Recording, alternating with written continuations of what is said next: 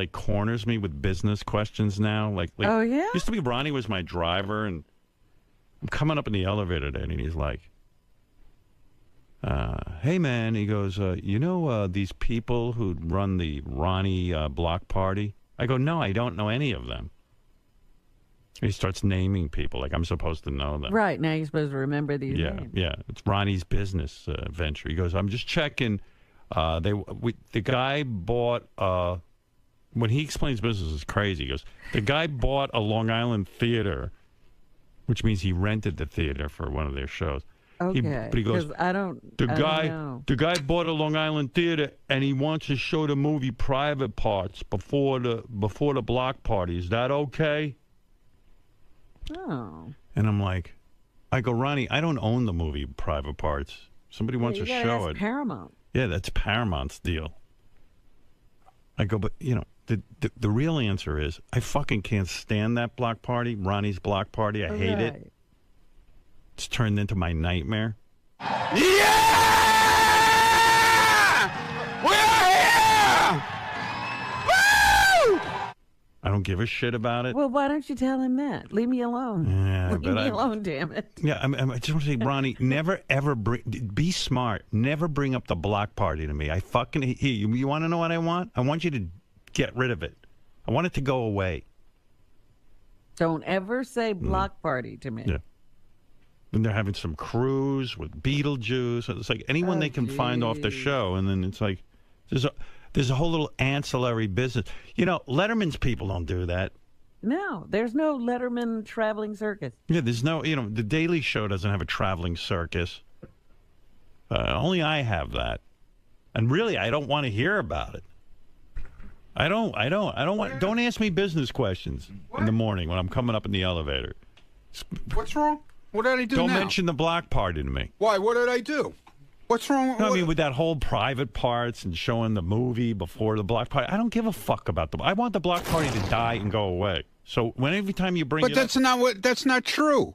What's What? not true? I was watching, what was I watching last night? I was just talking to Lieberman about it, about the pace car thing. Yeah. And you were on there. Right. Making comments. Right. And do you remember your comment? What was it? How you make people from around you. Yeah, I'm trying to be nice. So do me a favor. Don't bring up that block party to me. All right. Especially in the morning. I hate it. I asked you. I'm trying to do the right thing and ask permission and not fuck up. I don't want to fuck up. Talk to Gary about it.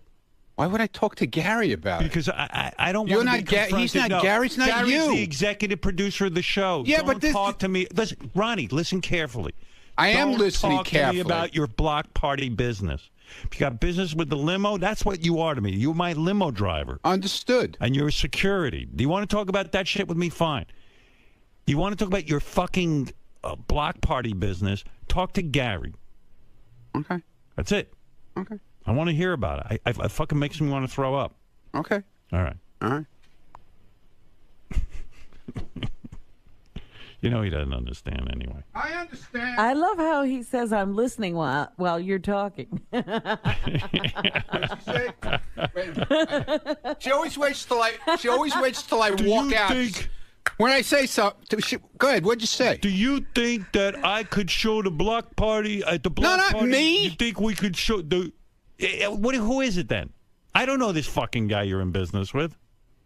The guy asked me. The guy in other words, this guy asked me a simple question. Yeah, the guy's got a direct pipeline to me through you. This is some fucking guy I never would pick up the phone on, and now I got to deal with him. You're not dealing with him. Yes, I am. It's a simple thing. I had to deal with you this morning, so this guy has a direct fucking pipeline to me through you. It's a simple. Gary. It's a simple thing. It's simple for you. It's a yes or no answer. It was no big deal, I thought. I don't like... Then every answer is no. Yeah, Don't how about bring that? From now on, everything is no. Okay. That's all my answer. All right. Think of another question, and it's no. Okay, you got another question?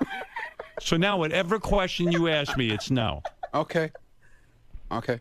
Okay? Okay. Gotcha. Like, in other words, do you think it's okay if this guy that I'm doing business with sells Howard dolls at the block party? Who said that? Nobody's saying anything. I'm not talking to you. What's the answer? He's making an example. Yeah, I don't give a fuck about the block. I hate the block party. Now you know. I hate it. I hate that commercial you shot for your stupid fucking cruise. I hate It's not it. a cruise. Whatever it is. I hate that. I hate that all the people. That was Beetlejuice is. I hate all that. No other show has that. I don't want that. Well, that's not what you said. I know. So I'm being a nice guy. So don't fucking bring up any more business. All right. So that this guy, whoever this guy is, has access to me. Talk to Gary. He doesn't have access to you. Yes, he does. Through you. He goes, Ronnie, ask Howard. No, that was my idea, ask Howard, because I don't want to make any mistakes. You have an idea, talk to Gary. Okay? Gary is going to be your... That wasn't his idea at all. That was my idea.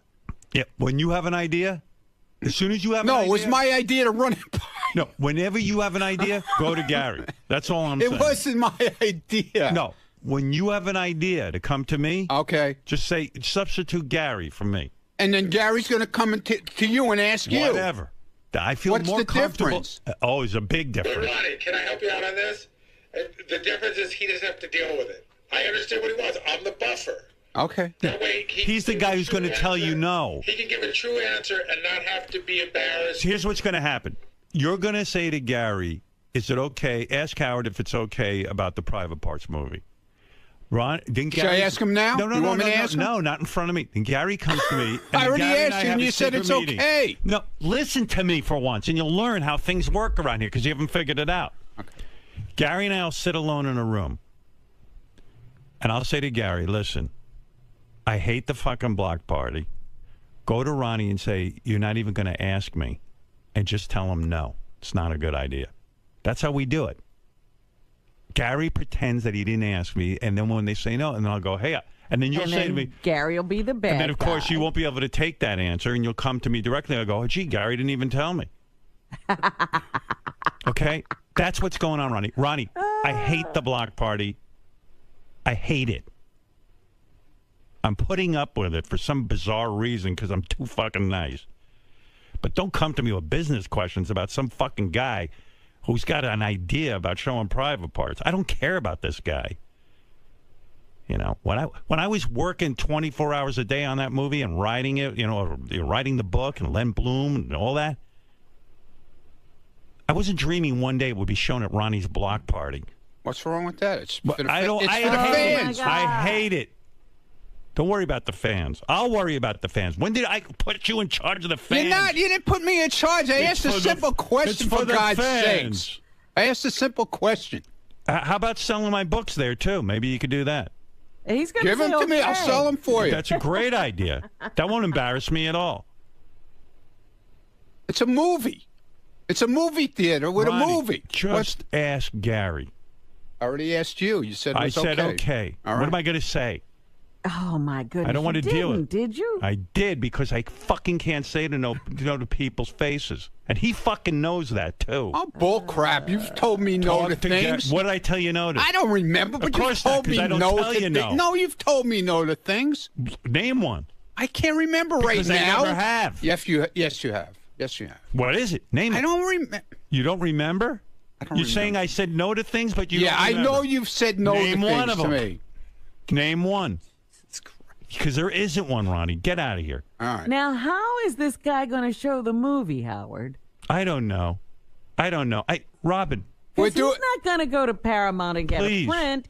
He's going to get a DVD. Yeah, of course.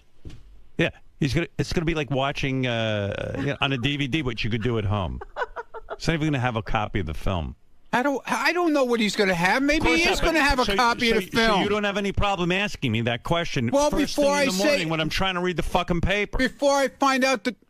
No, we were in the elevator car. What I do you didn't think I bother do you in the I elevator? didn't. You weren't reading the paper in the elevator. That's exactly what I was doing. No, you weren't. You were talking to me. No, I was reading the paper, and then you started talking to me. Oh, so full of shit, man. We were walking up the fucking. Okay. So that's what you do. That's time for Ronnie's business hour. There's no business hour. I asked Leave a me simple question. alone. All I want to talk about is where the car is going to be, and when you're doing security. That's it. I've given you a great life. I know. I You didn't sit say. What there am I fuck- saying? Hey, you think we could show the movie Private Parts before the block party? I hate the fucking block party. And I just hate it. imagine you're going to sit 2 hours of a movie, then the block party? Why do these people have to be tied up all day? Instead of going to a block party, why don't you just drive me? There's a fucking concept. I do this when I'm not driving. Yeah. Well, you could be spending more hours driving me instead I don't want to of doing drive. You don't want to drive? No. Oh, you want to be on stage yelling, Yeah. representing the Howard Stern show. I'd rather have you drive me. That's what I'm paying you for, not to fucking go out. And I didn't ask you to be the representative. I didn't ask you. I never said I was the representative. All right. So please don't bother me about movies. Be smart and keep quiet.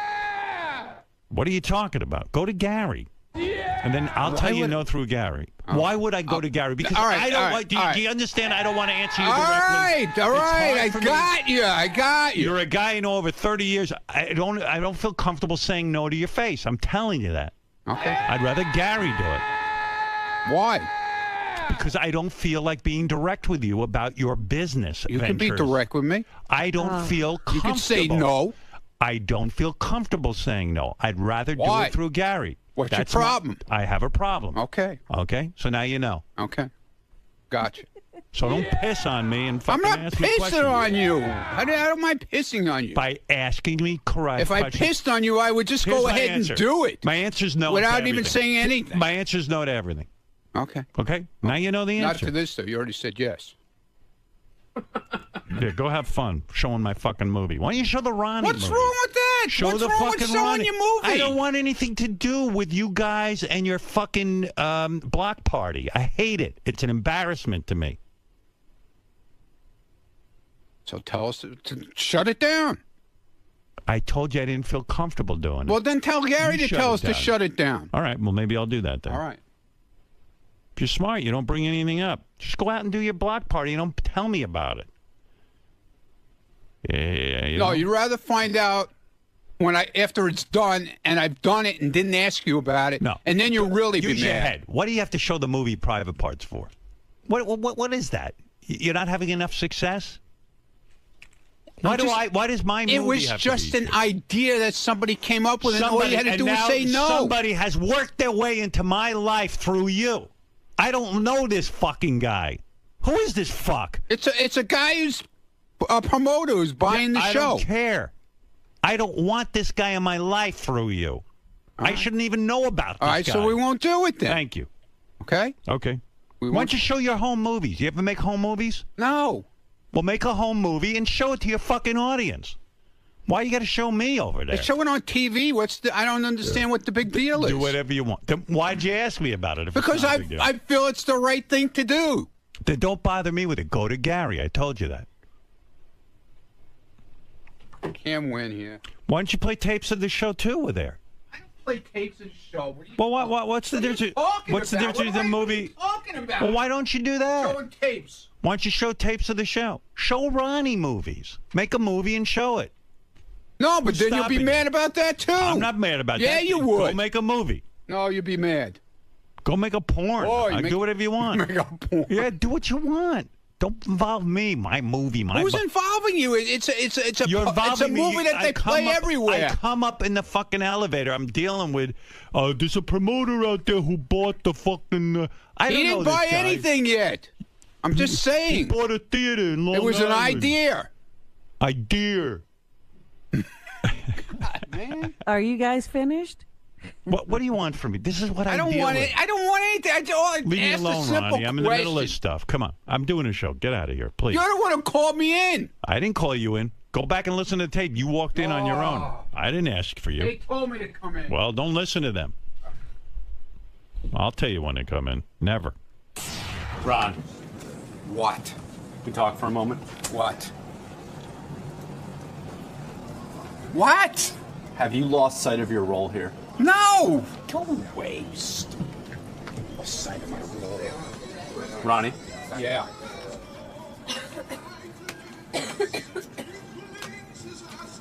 are you reading between the lines that Howard doesn't want to be bothered with things on, on the periphery? I don't on need the- you to explain it. I just gotta.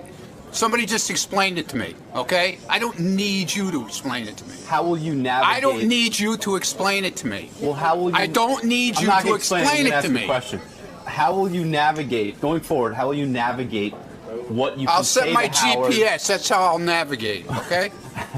How do you know? That's why I have a GPS. How do you know what I'll to say navigate. to Howard? I'll set my GPS to Howard, okay? Will you be sending everything through Gary now when you just want to say good morning to Howard or something very simple? What? How will you... Don't worry about it. That's not your concern. As a backup to private I'll parts, set my GPS to navigate, okay? as a backup to showing private parts, what will you show in lieu of that? Maybe a Cher concert, something more personal to you? What are you talking about? Because you obviously can't be showing private Who parts. said that? He said it was okay. I got the sense that he doesn't want that to happen. And Ronnie, one more thing. Do you think the block party's gone too far? Do Howard's words echo in your mind that maybe perhaps you're using his name to generate Who's profit? using his name? Well, the promoter that was discussed, the whole concept of the block party. Howard seems to think you're commercializing his name without really his blessing. You don't know what you're talking about.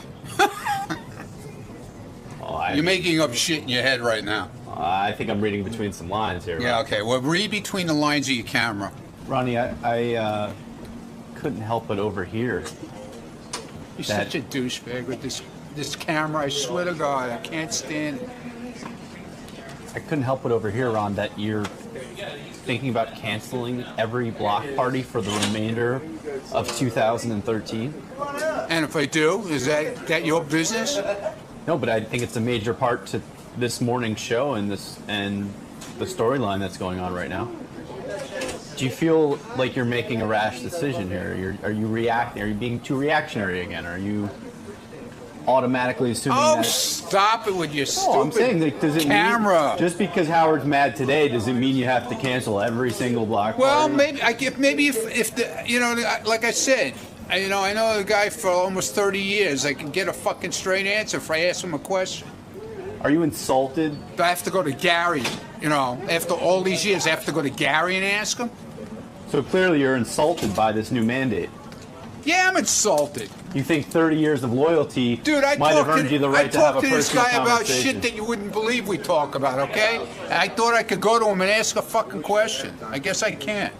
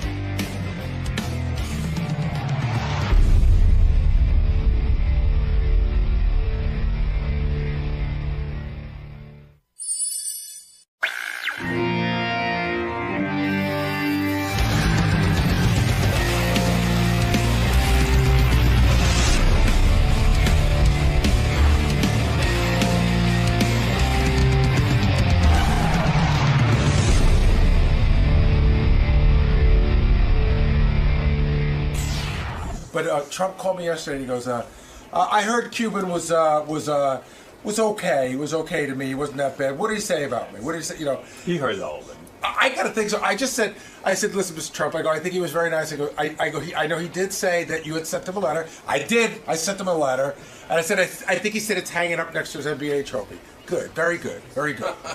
You know, he's obsessed. Yeah, he didn't let anything go. Donald Trump is on the phone. Donald Trump is on the phone again? That's right. And We haven't talked to him in years, and now it's once a week. Mr. Trump fights back too, you know. What's going on? Donald. Good morning. Good morning. Very unimportant, actually, but Very important in your world. You have such an audience, Howard, and everybody told me that Mark Cuban was on, and he said wonderful things about my family and He did. myself, and it was all nice. But he did say one thing that we should at least correct the record. Go right? ahead. Okay. He said that his show, whatever the hell it's called, Shark Tank. really not his show. He's one of 4 or 5 people on the show. You know, big difference, right? Right. As opposed to the superstar that's known as Trump, total superstar. Well, you make a point they that actually called me the king of all media yesterday, and I said, no, I have. Somebody wrote an article that I'm the king of all media, and I actually wanted a retraction. I said, there's only one king of all media, right? But no, anyway. but you make a point. Your show, The Apprentice. Well, let's back up. Mark Cuban was on the other day. He was talking. We were talking about years ago. He had a show that was very similar to The Apprentice, called The Benefactor. The Benefactor, which was really a knockoff of The Apprentice. And you got on the There air. were 16 of them, by the way, so he shouldn't feel bad because we had 16 knockoffs. We had one the other day that died.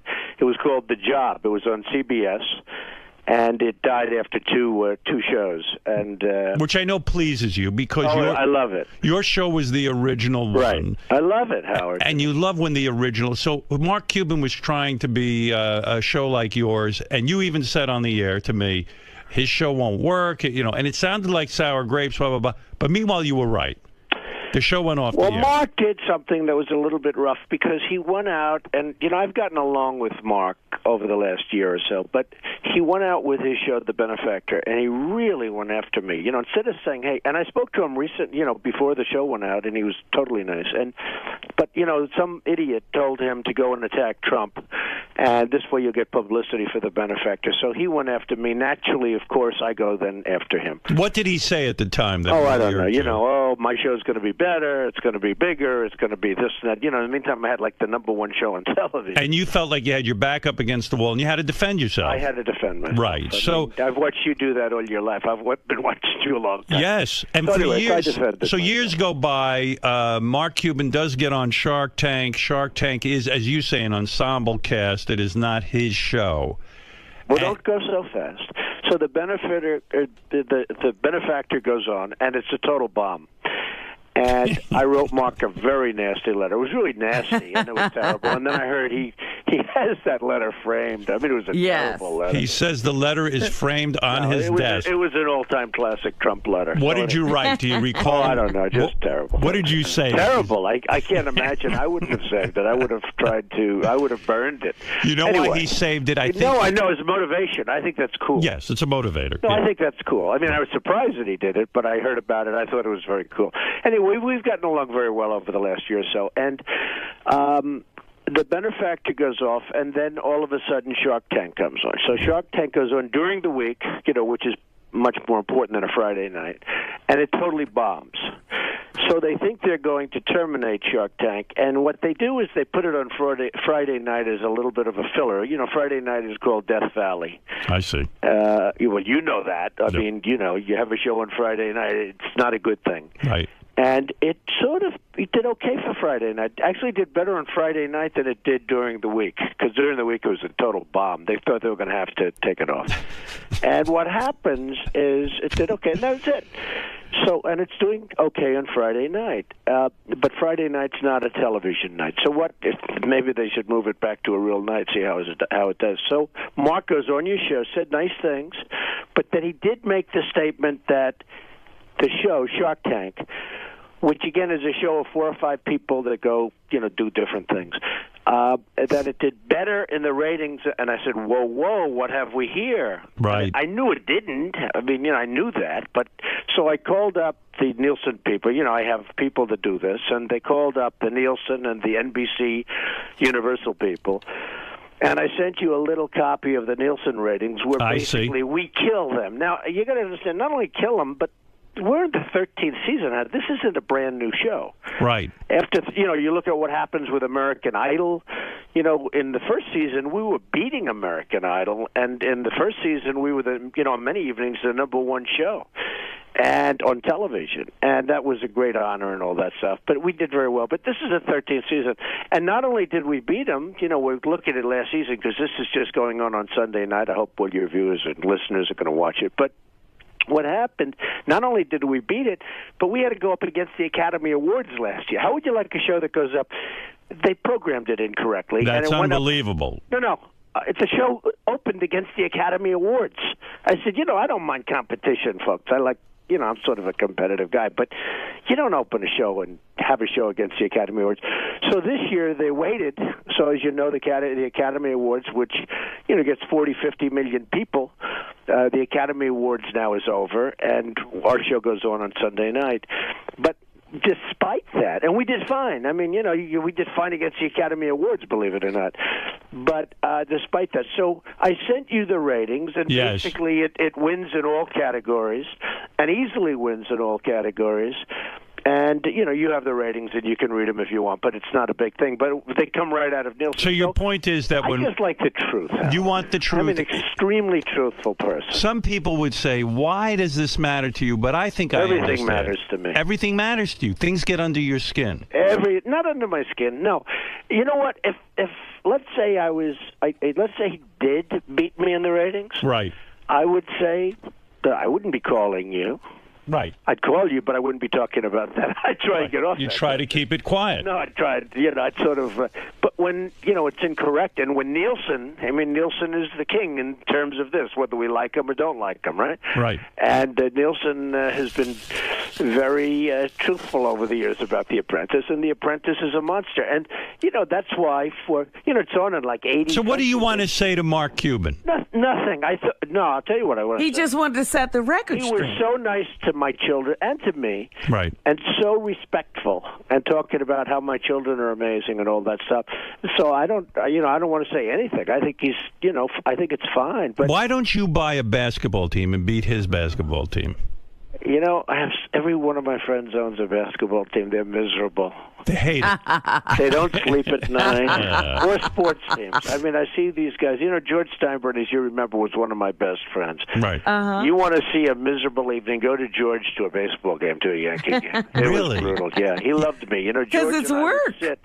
I used to say it was exhausting to sit with George at a game. If Derek Jeter didn't get a home run, he'd say, "Donald, I'm telling you, he's no good." George was brutal. he was brutal. You don't want to live your life like that. But the truth is, these guys live and die by victories. Most of them lose. Most of them don't do a very good job, and I see it. And they say, they're just really miserable. They live and die, and with all the teams, there's only one team that's going to win ultimately. Right, I know it's not good odds, and they're very unhappy people. So, are you?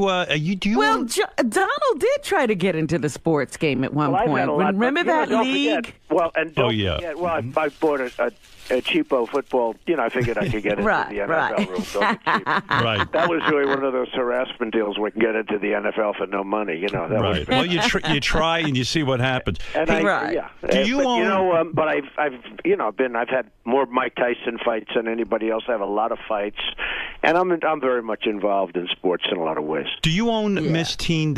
Miss Teen. I own Miss Teen USA, and I own Miss USA and Miss Universe. I own the pageant. So the big news this week was that Miss Teen Delaware was in a porno. Yeah, and we had to tell her to get a letter of resignation very quickly. Yeah. Why though? Why? Well, she was in a porn. So what? Question. You think about it. Think about our country. So what? Kim Kardashian's a big star because she was in a tape. Paris Hilton was in a tape. Do you think Kim Kardashian's beautiful? No.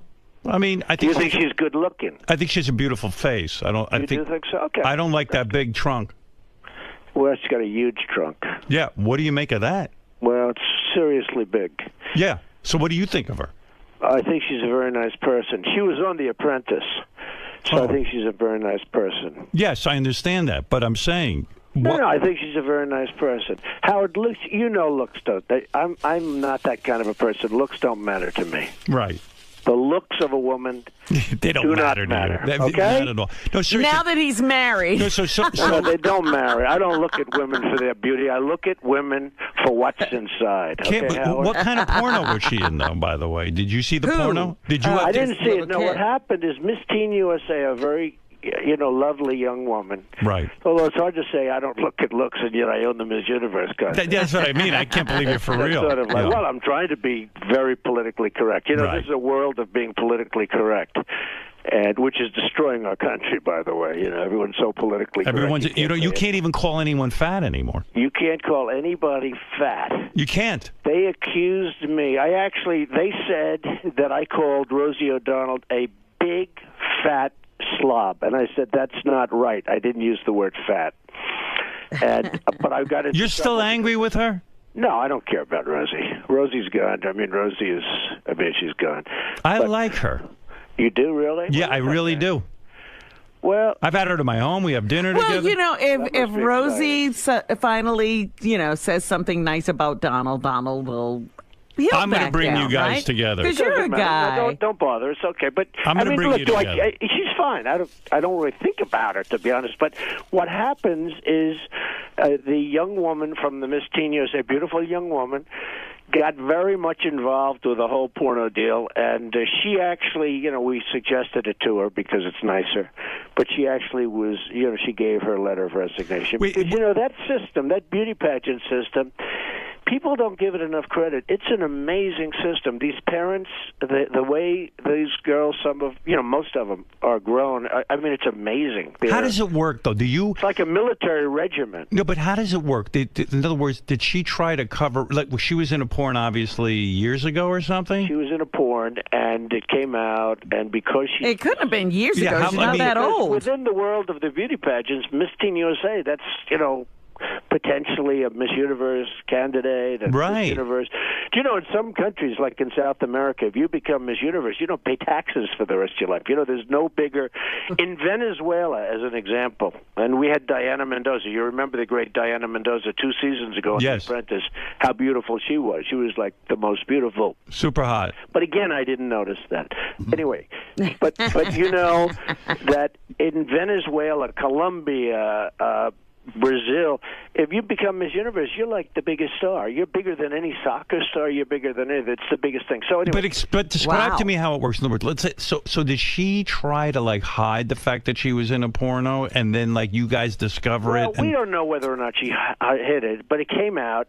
And the problem is because she's, Miss Teen USA, all of a sudden she has a lot of notoriety, and probably one of her friends that's jealous of her, because that's the way life works. Everyone's jealous. They're all jealous of you, Howard. Of course. They all kiss your ass, and then they, behind your back, they say you're terrible. But what was she thinking being in a porn? I don't know. Well, because it was before she did this. Was it a home She tape? didn't know she was going to be Miss Teen USA. I mean, she figured she'll do porn, she'll make some money, and then she'll become Miss Teen USA, unrelated.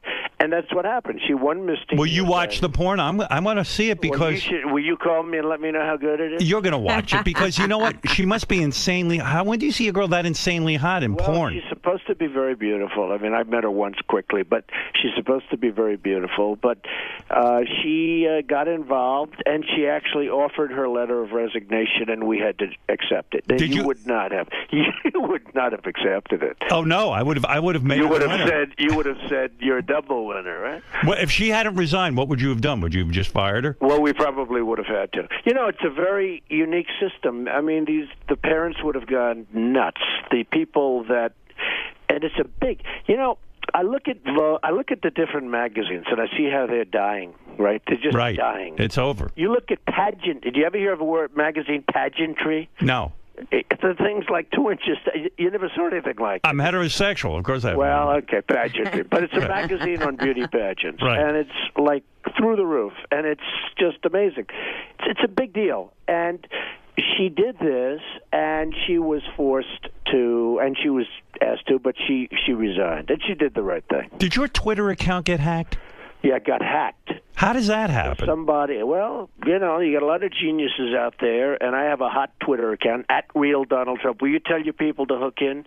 So, @RealDonaldTrump. Isn't it crazy to you that, somebody that smart is busy wasting their time hacking into your Twitter? Yeah, it doesn't do them any good other than they get arrested. It's like crazy. So, we're looking at it. If you had that ability, wouldn't you spend every minute, inventing stuff and becoming very wealthy? Well, they hooked in, and they put a quote from Lil Wayne on my account. On your account? And for 10 minutes, I was really ridiculed. You know, all the enemies said Trump has lost it. This was something to do with the hose and the women.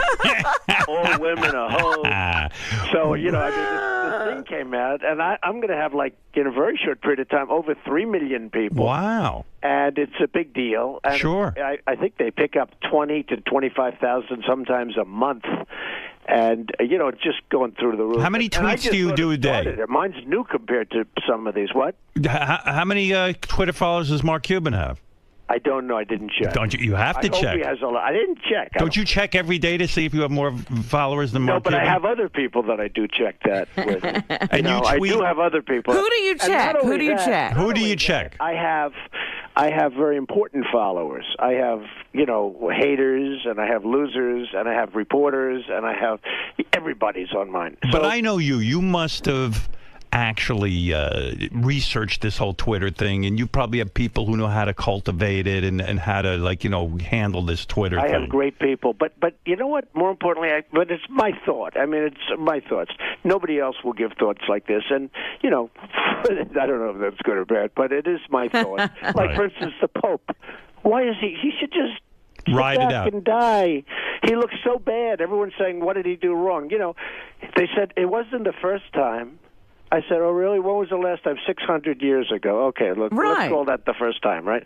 But the Pope should just sort of sit back and enjoy and relax. Of and course. put some other people and run it, and you die. You know, I'm used to watching old popes, like Pope John. I mean, the guy couldn't even walk. He was bent over like a Right. pretzel, and he was cool. But the you thing know? is, Donald, you must imagine that something very bad Well, no, is there was forcing something- him out of There office. probably was, but I don't know. Yeah. This Pope didn't resonate. You know, a little bit like Mitt Romney. Mitt Romney Right. should have won the election, and I liked him, and I do like him. He's a nice man, but he didn't resonate. He Right. just- He does. You don't warm up to this Pope. you know, I liked Mitt Romney, and I call them the same. This Pope didn't resonate. First of all, he comes from Germany. Right. Somehow, you know, hey, I'm part German. Right. You know, a German Pope. I'm not sure that works. What do you think of the new black Pope? Maybe that might be a big deal. That would be very exciting. wouldn't it? Donald Will you- wants to see a birth certificate. Do you want to see a birth certificate on the black Pope? That would be very exciting. Very exciting. Hey, but listen, on the Twitter, so it's like I'll have 3 million, 4 million people within whatever period of time, right? So for, you know, millions of people. So essentially, I own more than the New York Times by a lot, Right. and I don't have to sustain the losses. That's true. You know, And- the New York Times used to have a lot of power. Now Right. it's a whole different thing, and it loses its ass. You know, I mean, the newspaper business is going to be over very soon. When people see me reading a newspaper, like my kids, Ivanka comes in. She said, "Daddy, what are you doing?"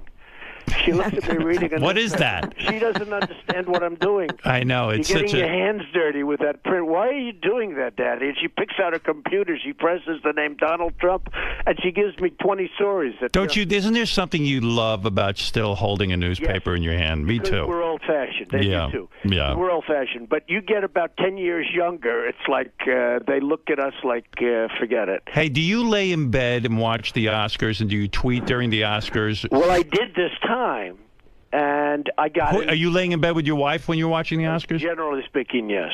Were you completely nude and she was nude? Well, let's not comment on that, but she has at least she has a great figure. You ever okay, did? but- You ever tweet? We're here completely nude. Yeah, but we won't comment on that. But she has a great figure. But I did tweet on the Oscars, and I. Yeah, you A didn't lot of like things. the Oscars so much. No, I thought they were. I think I didn't. First of all, I thought the set was terrible. It was so tacky. It was disgusting. I really thought Seth MacFarlane was fine. Right. I thought that, and I like him. You know, he did me on the Comedy Central roast. They roasted the hell out of me, by the way. Right. I remember. Yeah. He was the guy, and he was terrific. It was terrific then, but he could really be the Seth.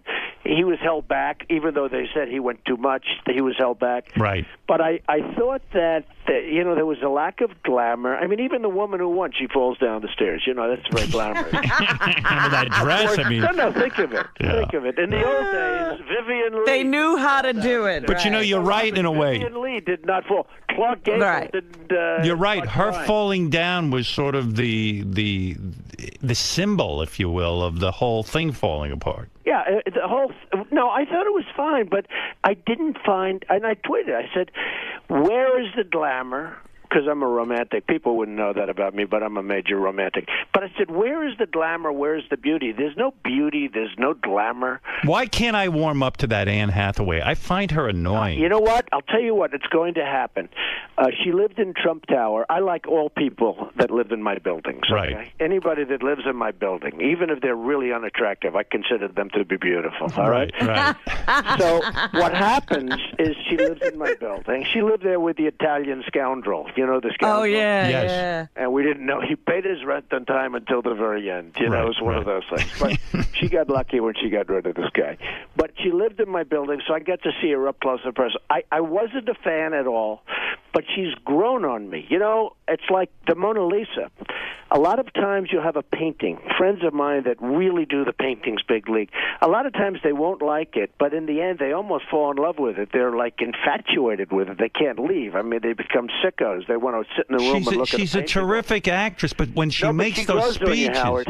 when she makes those speeches with, oh my God, it's I know. very Well, that's all phony rehearsed stuff. I right. think. It's all actressy to me, you know. You know, when they get up and they want to thank people and they forget and they don't really forget, but they want to make it like it's a big deal because they're so excited. It's all bullshit. Do you know why I disagree? You know what I disagreed with you on? What? I feel this movie, Django Unchained, was one of the greatest movies of all No, time. I didn't think so. I Did didn't you like watch I'm it? with you, Donald. Wait a second. Did you watch it? It was a movie that.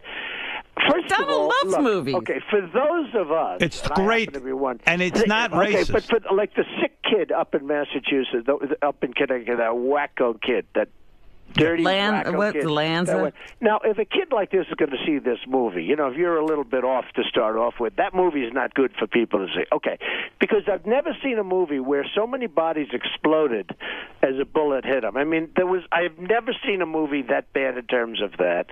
And you know, I just Terminator. thought it was a terrible movie. I thought it was a totally racist movie. No, why would you say It's that? not In fact, racist. Oh, it I made- thought it was racist. I'll tell you why it's not Because racist. first you had the white guys killing the blacks, then you had the black guys killing the white. I thought it was a terribly racist movie, and I thought it was really vicious and really. I thought it was bad. You know, these people that talk about gun control and should we have guns and shouldn't we have guns. But when you look at that movie can really screw up some kid that's a little I bit admired that movie, and I'll tell you why. It reminded me, even though it's a fantasy, it reminded me that our country was based on something so horrible, so horrific, slavery. And that if anything, it had the opposite effect on me. It made me feel more empathic with the black plight.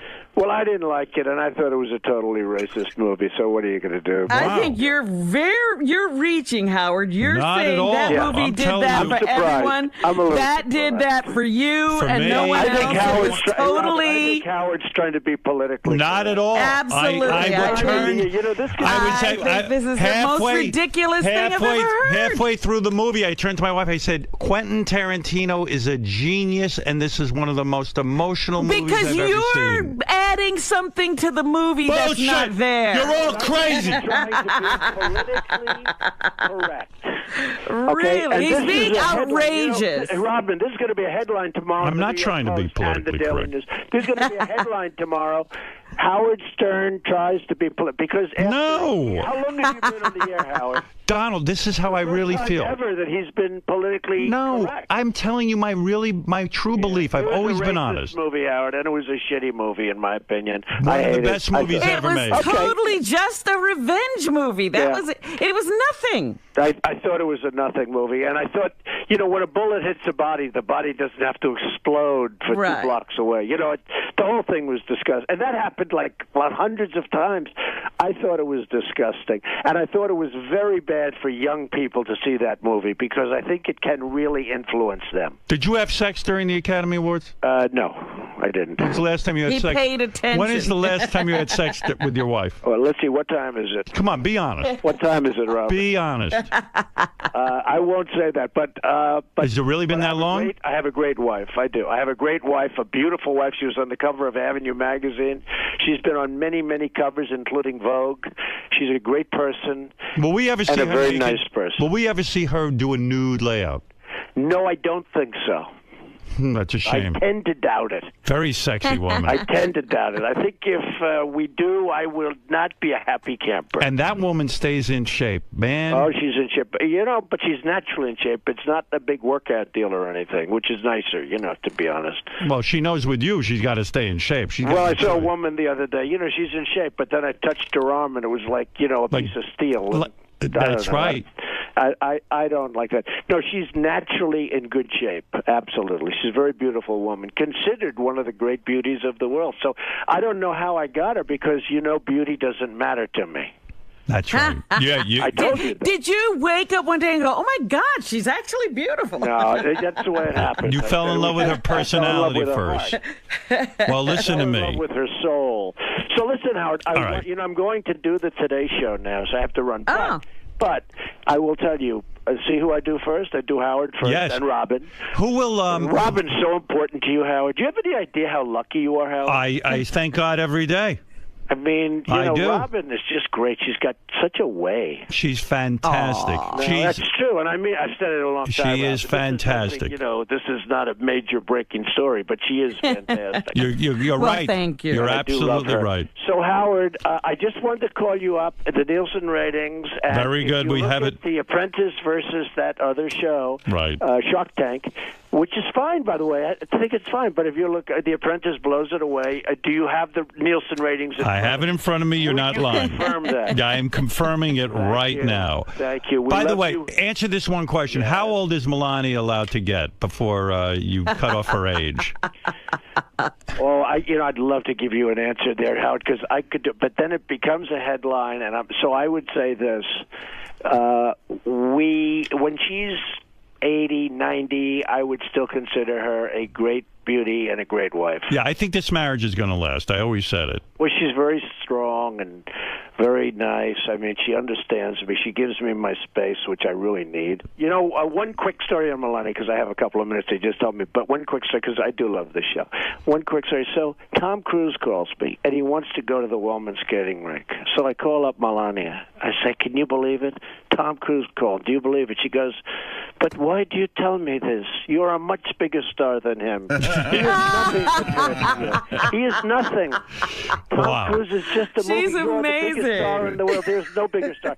She knows how to get you hard. Well, no, look, I said, really? Do you believe that? Yes, of course. Don't even waste my time by telling me about that. And I'm saying, other people, if I said that, they'd say, I can't believe, what does he want you for? So she's very smart, and she's a terrific woman, and that's good. She loves you. And I love you guys, and take care of yourselves. I just wanted to set the record straight. Who will be interviewing you on the Today Show? Matt Lauer. All right, very good. Okay? All right. So long. So long. Bye-bye. Bye, the wonderful and vivacious Donald Trump, who reminds us that he is beating Mark Cuban in the ratings, even still.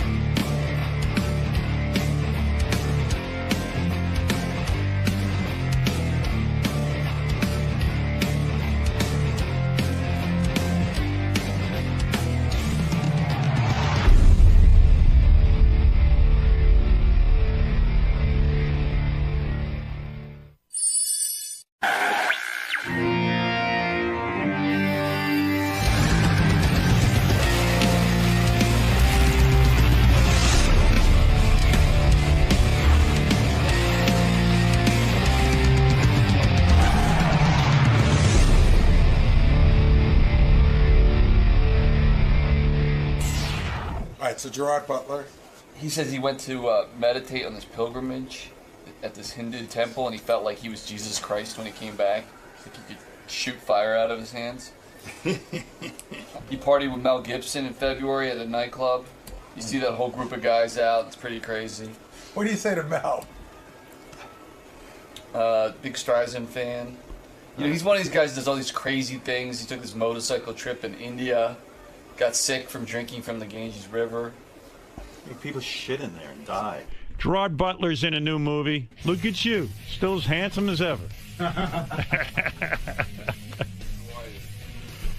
I'm all right. I'm exhausted from my vacation. Oh yeah. I worked the whole vacation. My audience thinks I was off. I was working. I got 2 jobs now. What were you working on? America's Got America's Talent. Got Talent. Yeah, right. It doesn't seem like Americans Got Talent. Yeah, it's No, I said America's Got Talent. I know the name of the show. I've seen it. I got to tell you, you know what it is, Gerard? It's like, it was long. You know, people don't think that's work, but it was. It was exhausting. It took me like 3 days to recover from it. Is that right? What, emotionally exhausting or just the... Well, I would tell you about it, but my audience was so cruel about me talking about it last time that I'm gonna just concentrate on you right now. This is a Judd Apatow thing, yeah. Yeah. Well, yeah, he didn't like when I talk about it, so fine. Let's give Judd Apatow his wish. Well, maybe I shouldn't talk about it, and I'll never have the opportunity of working with Judd Apatow. Hey, you know when you talk about a guest coming in, I wish, because you're so masculine, but yet you're a huge Barbra Streisand fan, and I mean I'm a big fan. He can be. See, that's how you got to be very masculine to do that. I'm a big Barbra Streisand fan of her films. I thought she was a fabulous director, and because I think she was a woman and a strong woman, they never gave her the credit, I think. Right. But you like her music. Well, how many movies did she direct, Howard? Well, there was Yentl.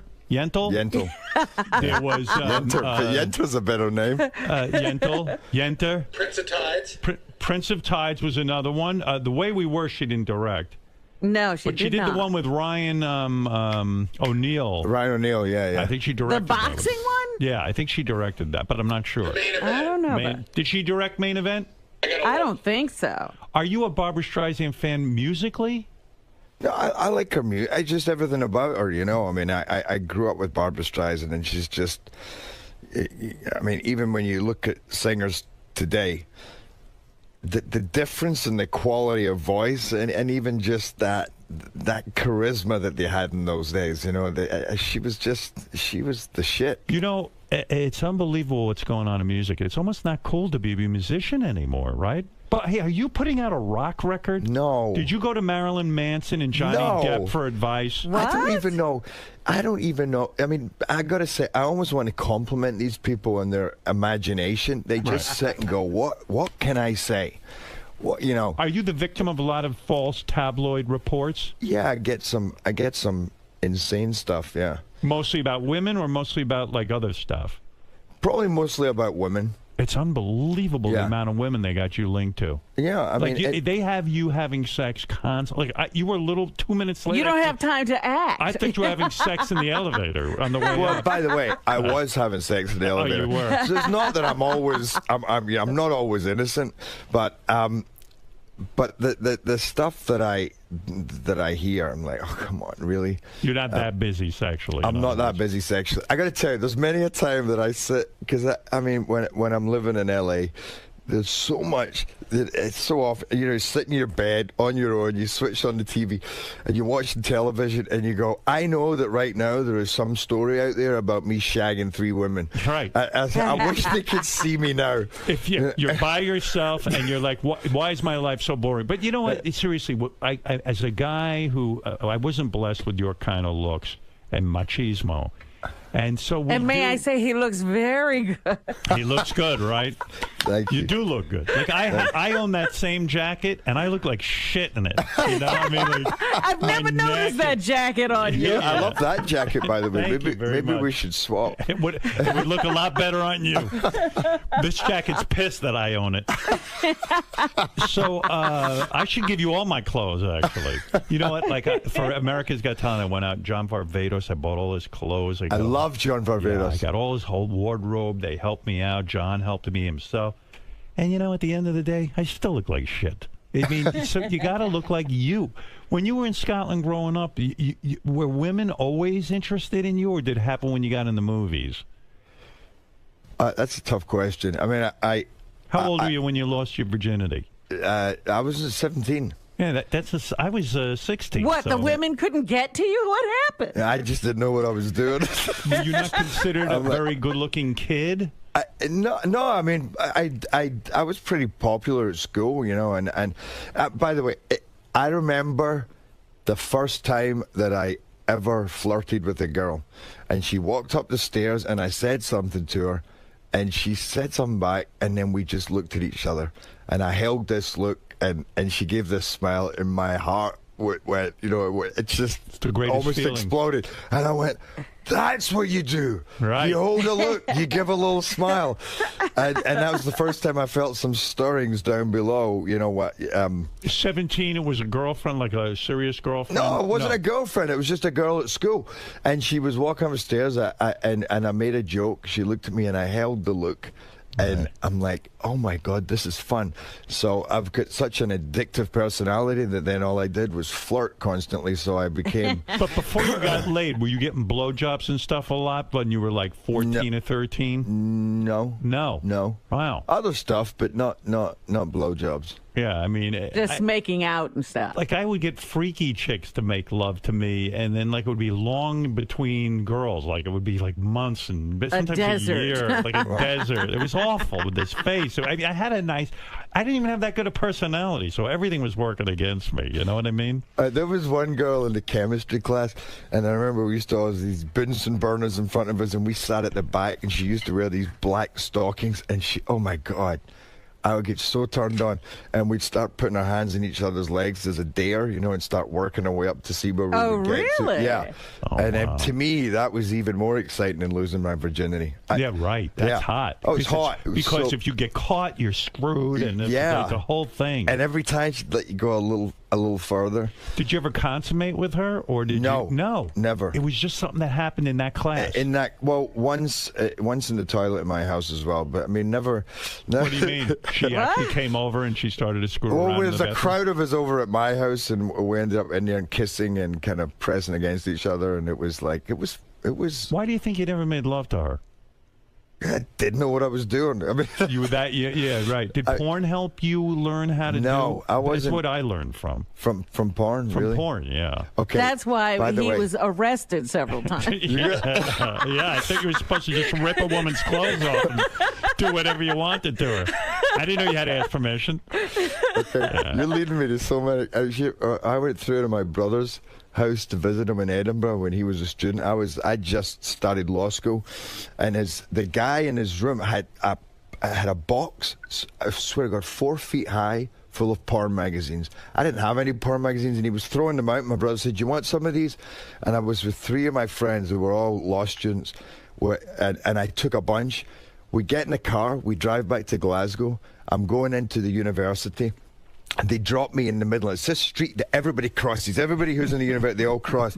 And I used to be crazy. Well, I'm still a little crazy, but I used to be really crazy. So I decided to do my French Connection impersonation. So I opened the door while he was still moving, and I dived out and rolled along the street. Are you insane? I'm insane. How fast is this car moving? Oh, it was slowing down. It was maybe 40 miles an hour. No, I'm joking. It was like just a couple of miles an hour. I roll on the ground, and I'm thinking, the boys are going to love me. That's crazy. My buddy Diarmid, gets out the car with all the porn magazines.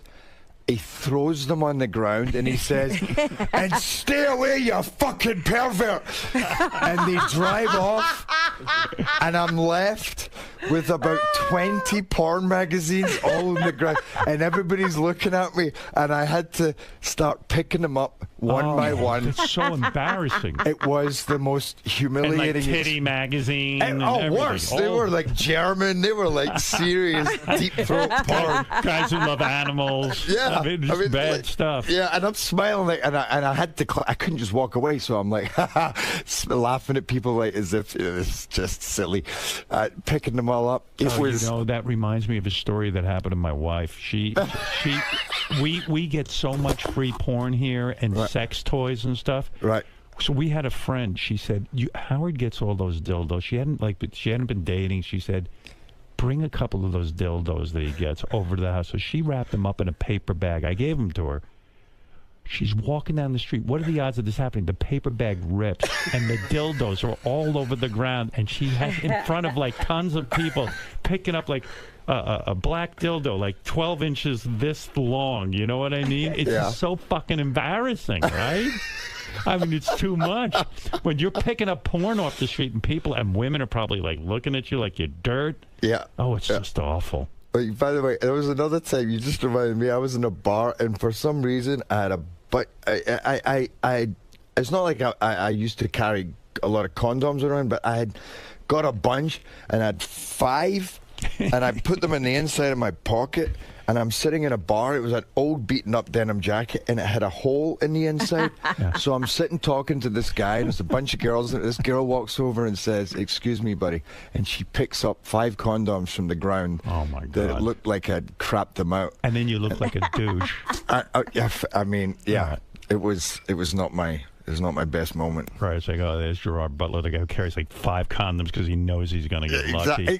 By the way, now that I look back, I think it probably made me look pretty, pretty masculine. Yeah, babe, what about it? Do you still wear a rubber when you're with a new chick? Yeah. You do? Yeah, well, I'm going to say that anyway. You know, you have no idea how many guys I interview, single guys like yourself, good-looking dudes, they don't use rubbers. It's like, and they laugh at me because I use one. You still use one? Yeah. You're gonna He's laughing at you too. Yeah, I use one. But how am I supposed to have birth control? Oh yeah, that's. I mean, know. seriously, I don't want to, have more kids. Does Gerard have like children floating around out there? Apparently not. Right. I mean, I always thought when 300 came out it was a big success, that I'm like, I was waiting for a call. I thought, if there's somebody out there, this is the time. This is the time. Yeah, but I didn't hear anything. Do you worry about your looks? Honestly, seriously, because I mean, everyone, all these women carry on. Everyone, how good looking, and part of the reason you get all these leading roles is because you look like a leading man. I mean, your new movie's coming out. It's you're a leading man type. Yeah. But do you have to sit? Do you worry like when you go and play sports or something that your face is going to get fucked up? Or I mean, I would be paranoid about that. No, I'm not saying that you don't look in the mirror and go, God, I look like shit today, or I need to get more Botox or something. Right. Did you get Botox? No, I don't. Would you ever do it? No, I mean, I don't think like that. I don't. I don't think that. It's funny because I said to somebody, I said, "Look at this. Look at all these wrinkles I'm getting here." And he's like, "Dude, it looks. For a guy, we're lucky because it works. To me, it's character." In a way, I've always considered myself blessed because I can never lose my looks. I never have. You know what I mean? Like guys like you have to worry about it. I don't. You're a good-looking man. Stop saying that. Yeah. But seriously. If a producer says to you, look, like they have the role of a lifetime for you, you read the script, you love them, they go, hey, listen, man, do a little Botox around your eyes or something. Would you do it if they told you? Oh, if it was for a role, you would do it. Because I'd be just as happy to make myself look ugly, or get fat. Right. I'll if it's for a role and it's something you're really willing to commit to, then yeah. I mean, I would do it for that, but not for my life. I don't care enough like that. It's there's certain things in coming from Scotland that it's just you're not wired that way. Scottish dudes are very masculine. They don't. Yeah. They don't sit and think about Botoxing. Yeah, when I came over here and guys started talking about trimming and stuff, I'm like, what the Trimming fuck their is butt. that? You don't trim your bush, do you? No. I don't either. Yeah. Are you circumcised? No. You're not? We don't do that. Do chicks freak I out? still have the umbilical cord attached to me. They don't even cut that. You got that big giant belly button. That's why. By the way, that's why I did lose my virginity till I was 17 because I tried it with my umbilical cord when I was 13, and it was just. Do you have a big like belly button? Do you have like a thing like? Do you have An Audi? You see that thing that's sticking out of your belly button? Yeah. No, it goes. I grew up in a very poor community, right? And some of the kids had belly buttons where there was like a stick coming out of it really? Because they had botched like umbilical cord detachment, I guess. Like, it was crazy stuff I used to see. Oh wow! It was like a tail in front. I'm not shitting you. So if you're not circumcised, which by the way, I am so against circumcision. I mean, that's a man-made fucking thing. It's got to cut down on your sensitivity on your penis. For sure. I'm circumcised because, I grew up in America. That's what they do. They cut you. But it's got to be wrong. I mean, I never having been circumcised, I can't say, but all I know is, for me, it's very sensitive. Right. And that's, when I'm having sex, that's the amazing... But do chicks freak out? Do they ever sit there and go, oh no, he's not uncut, Because some women just can't deal with it. Yeah. I mean, there's times they're like, oh, wow, look at that. Yeah. I've never really seen... Because they've never seen it before. Yeah, and then they've never really seen one that small. I've never really seen one like, I get that a lot. Yeah. I'm pretty sure they cut off too much of my circumcision. But do you have to teach a woman how to be with you sometimes because they don't know how to handle an uncircumcised No, penis? I don't think it's that different. I mean, I don't... Well, they got to pull back that skin, right? And then blow you. Don't they have to pull back? Oh, no, I don't know. I don't know enough about... really, it's not to pull back? I don't know. I've never handled an uncircumcised cock. I've never handled a circumcised cock. If it was the right role, would you get circumcised for your... No, that would be going too far. Because Fred's uncircumcised, and he always talks about he had to learn how to clean the thing. There's always cheese in there and shit, and all kinds of stuff.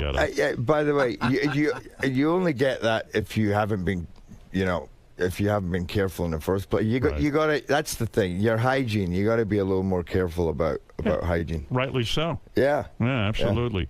Yeah. It's good conversation. Good morning. Let me tell you something. These chicks love you so much. You could sell your cheese on the open market. People would pay you. I'm telling you, these girls want it. Okay. Like Robin, if Gerard said, "Hey, look, I'm going to make love to you, but I haven't showered in a week." So you're going to have to put up with my cheese. You would. You would. You know you would. You would. Stop it. Seriously, Robin? Okay. I know her. She would. Okay, we'll talk after. It's a nice snack afterwards. Give me a break. Please.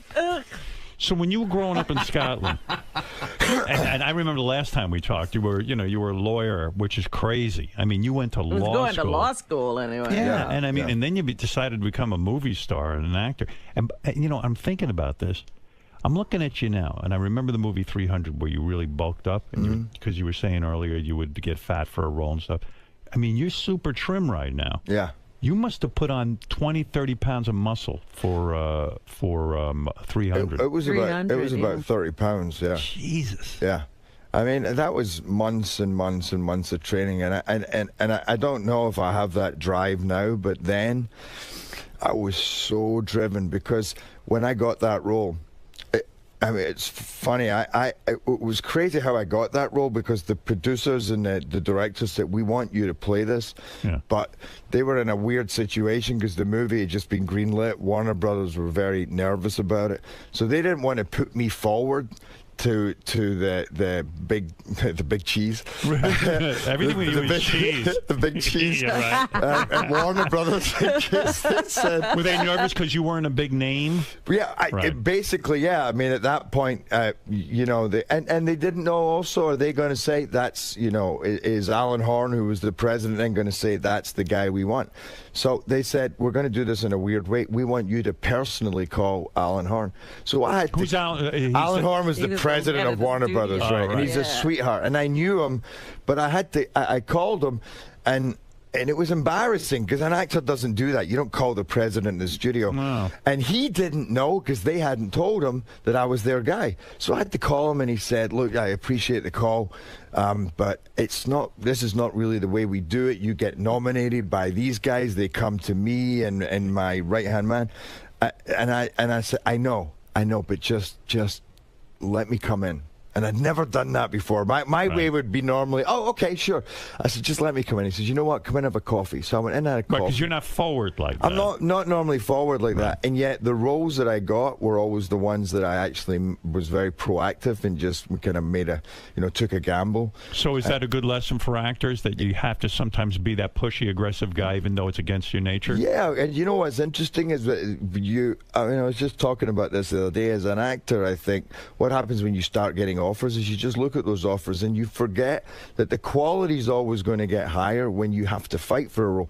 So the roles that aren't coming your way, so you got to keep looking up rather than on a parallel level. And I think I was getting to a stage where I was just looking on a parallel level because actors get egos. You stop auditioning, you say, well, I'll only read this if it's an offer. And by the way, you get a lot of scripts to, so you can't sit and read all day, but you can only do so much. But it's always been in those times when I had to fight for something that tenacity comes out. You're right. So after you have a couple of hit movies, all of a sudden you're like, hey, I don't have to audition for this. I don't have to go in and beg for this. But meanwhile, you're right. You can't lose that hunger because the good roles are the ones everyone's fighting over. Exactly. Who are you up against all the time? Is it like a type? Like, are you? Is it like you and two other guys? Yeah. Who's your guy?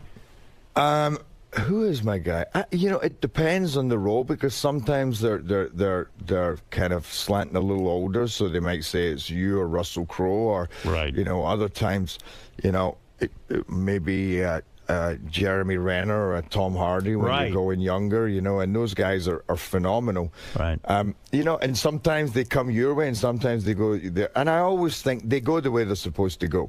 You just, otherwise you make yourself crazy. If I, and I learned that early on when this role I wanted so much. And the guy that got it is an English actor called Max Beasley, and it was a Scottish role, and he's English. Right. And I thought, you know what? I could look at this two ways. I could be angry, or I could say, good for him. He's managing to pull off getting that role in another accent. Yeah. So that should just inspire me to work harder, and one day I'll be that guy. And he had more of a name than me, so that one day I'll be glad that I'm the guy who has that name and will get those roles. So I try to look at it that way. How hard is it for you to remove your Scottish accent when you go up for a role? I mean, is that difficult for you? No, I've done it. By the way, I feel like I barely talk Scottish anymore. I listen to myself and I'm going, what am I? I sound, like I'm a hybrid because I've done American in so many movies. How do you learn to speak, with American, so to speak? You go. Like, who do you emulate? Like you can't go to a guy from Boston because he's got sort of like a Boston accent. Unless you're playing a Boston guy, and that's a tough accent. Yeah. Well, most people in movies speak in a general American accent. Right. So, and I don't try and focus on one person because then you're going to start getting caught up in their habits. But as much as watching TV and movies, what you do is you work with a dialect coach. And literally, you sit and you run sounds. So you'll be like, it's, for your eye. Because in Scotland, we say bright light. Yeah. We go, eye. In America, they go bright light. So you watch. So you go. It's a bright light on a fine night but the thing is, there's the same rule for every accent. So I is a certain sound in America, and ooh for moon. In Scotland, we go moon. Or we go good, and in Americans go good. So if I said to you, say the rain in Spain falls mainly on the plain without your accent. Okay, hold on. Hold on, because you got to get your mind. This is the hardest thing, I think. Okay, the rain in Spain falls mainly on the plain. Wow. Yeah. Is that okay? Yeah, that was pretty good. And normally you do warm-ups because you got to. For American, you got to relax the lips, relax the tongue, and you got to just start talking like that. Because if somebody hired me to play a Scottish guy, right, to stay in that vernacular, to stay in that accent, That's what I was going to ask. On the set, do you stay American? I do, but and that was the biggest thing as an actor that I did, because I was very shy to just walk around and improvise. And I realized one day it doesn't work when you're just going in for an audition and putting on an accent, because what starts happening is you start talking like this and you neither get the performance or the accent. Because that's so forced. You got to make it part of you. So you have to walk around all day. So I started walking around, I started talking, and I thought, it doesn't even matter if it's bad, because people don't know. They don't think that's a bad American accent. They just think he's lived here for a certain amount of years. You get every accent imaginable. And my best buddy was like, dude, you sound like an idiot. And I'm going, he's a director. I'm like, you're supposed to be supporting me. Stop telling me that it doesn't sound American, because it doesn't matter right now. What matters is that I'm learning to laugh, to sigh, to go high. To make it natural. To make it natural. And it made all the difference to me. Because I would imagine, like when I hear about Daniel Day-Lewis walking around as Lincoln all day, I think, wow, that guy's a fucking tool, But I get it in a sense. I mean, you got to stay in the voice, right? Yeah. And he's British too, so he's dealing with it. He should say that in his speech, by the way. I'm the tool that won the Oscar. That's why I act like a tool. The guy's a great actor. He's amazing. He's an amazing actor. Yeah. But Jesus Christ, imagine him walking around all day as Lincoln, and then all of a sudden you take out your cell phone and he goes, "What's that?" I'm the president. I've never seen such a device. How far does he take it? He's probably still living as Lincoln. You know what I mean? His wife said, "Why do you never answer my calls?" He said, "Because I don't know what's a call. What's a phone? Did you shout? Why are you not yelling out your window? Who knows?" In your new movie, do you play an American? I'm an American. Yeah. Oh, no kidding. So was it tough or is it action? No. Yeah, it was tough. You play a guy who is everybody's now the new enemy is North Korea, because don't you play a guy who is protecting the president or something from North Koreans? Yeah, but it's what are you, CIA or FBI? I don't know. No, I'm Secret Service. You're Secret Service? Yeah. Oh, that's cool. It's cool, yeah. He was ex-Special Forces, and they often move into the Secret Service afterwards, so he was... So what's the story? The North Koreans are attacking and you have to protect the president? Yeah, that's basically what happens. I mean, you cut into the story earlier where I was special agent in charge, so I was the president's right-hand man. Who plays the president? Aaron Eckhart. Oh, no kidding. That dude from Two-Face? Well, that's a very young president, isn't it? That's Two-Face. Because, it wanted to... You often, when you get presidents in movies, there's that kind of, I don't know, standard, very polished, a little dead. There's a caricature that they have of presidents, and we wanted to make ours young and fresh with a bit of attitude, because it's really a movie about heroes and how in a situation like that it kind of makes it, in your darkest hour, how we rise to the challenge, and we wanted a president with a bit of bite. I mean, we open with the boxing scene. I'm boxing with Aaron because I'm teaching. The movie's really about keeping your guard up. And you're I say that boxing with him because you're teaching him how to fight. Yeah, because we fight. Most presidents stay fit. They go running, they train, they play golf, especially Bush. And Bush they couldn't get him off the golf course. That's all he did. And I'm afraid Obama might be turning into that too. We got to get him off the golf course too. You got to go back to the White House. What's that? Right. In the movie, do you bring in Ambassador Dennis Rodman to meet with the North Koreans? Wouldn't that be a cool move? Yeah. But by the way, it's the political backdrop is there's a lot of tension between North Korea, South Korea, and America. Right. But the North Koreans in this are not the bad guys. They're just the unpredictable guys. We don't know. It's a black hole there. We don't know what they're going to do, because you just never know what they're going to do anyway. You always want to set a movie. You look at the global climate and you say, well, if we made a movie about Spanish terrorists, nobody would go and see it, because they're like, what? They're from Jamaica. Like, what? Is that guy from Gangnam Style in your movie at all? Does he play the enemy? He's the leader of North Korea. Oh, Gangnam Style. Yeah, and he gets in because everybody's just like, what the fuck is that? And then he fucks with the president and he has to box the guy from Gangnam Style. I can't wait to see this. That's great. That's right. Like a big dance attack.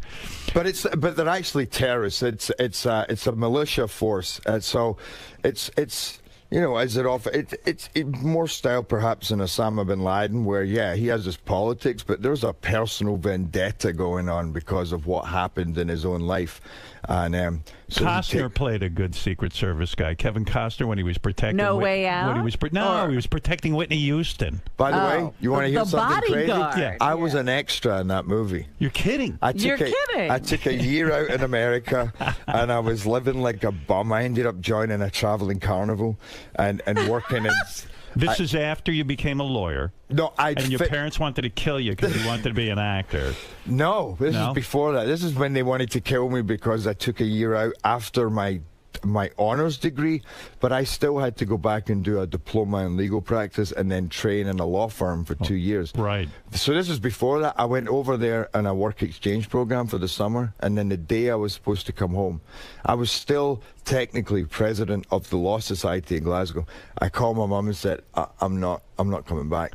I'm going to join a circus. I'm going to join a traveling circus. I would have killed you. I would have beat your ass into the ground. That was pretty much her life. They were probably like, what are you wasting your time with this for? They must have thought you were the biggest screwball on the planet. Screwball, but I think she also knew that, listen, once I went back, I was facing a life as a lawyer, and I'm not. That sounds like I'm not. For you, saying that it would was have been hell. Well, but not just hell. If it had been, no matter what it was going to be, you were committing to a lifelong career where you have your 2 weeks holiday a year, and I thought, I need to go. I need to do some damage. But imagine you as a lawyer with your looks. I mean, you got so much corporate pussy. It would. But wait a minute, they have to wear. Do they wear those wigs in Scottish By the way, courts? what's saying I don't know?